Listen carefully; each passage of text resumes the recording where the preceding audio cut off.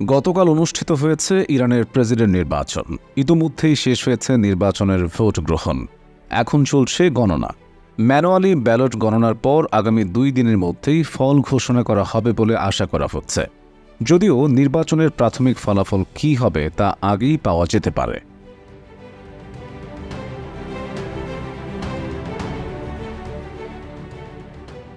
মর্মান্তিক হেলিকপ্টার দুর্ঘটনায় ইরানের সাবেক প্রেসিডেন্ট ইব্রাহিম রাইসির মৃত্যুর পর দেশটিতে নেমে আসে শোকের ছায়া। প্রেসিডেন্ট হিসেবে কে ইরানের হাল ধরতে যাচ্ছেন তা নিয়ে শুরু হয় ব্যাপক জল্পনা-কল্পনা। নির্বাচিত 4 জন প্রার্থীর মধ্যে যে ব্যক্তি অর্ধেকের বেশি ভোট পাবেন তিনিই হবেন দেশটির প্রয়াত প্রেসিডেন্ট ইব্রাহিম রাইসির উত্তরসূরি। যদি কোনো প্রার্থী মোট ভোটের 50% বেশি ভোট না পান তবে নির্বাচন রান অফে করাবে, অর্থাৎ সবচেয়ে বেশি ভোট পাওয়া 2 প্রার্থীর মধ্যে আবার নির্বাচন অনুষ্ঠিত হবে। আর সেই নির্বাচন হবে ফল ঘোষণার পরের শুক্রবার। তবে ইরানের প্রেসিডেন্ট কে হবেন কিংবা প্রেসিডেন্ট পদে কে প্রার্থী হিসেবে বিবেচিত হবেন তার সবই নির্ধারণ করেন দেশটির সর্বোচ্চ ধর্মীয় নেতা।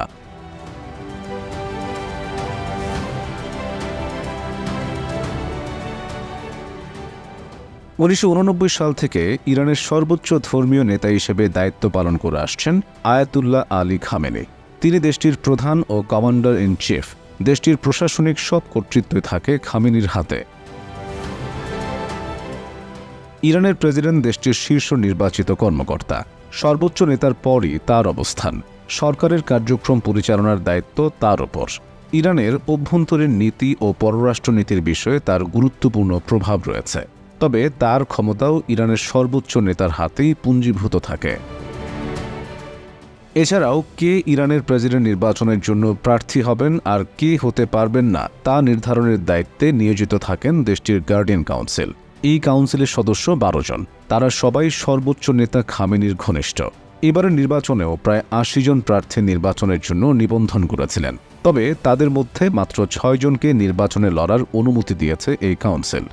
এবার ইরানের সাবেক প্রেসিডেন্ট মাহমুদ আহমেদিনেজাদের নিবন্ধনও খারিজ করে দিয়েছে এই কাউন্সিল।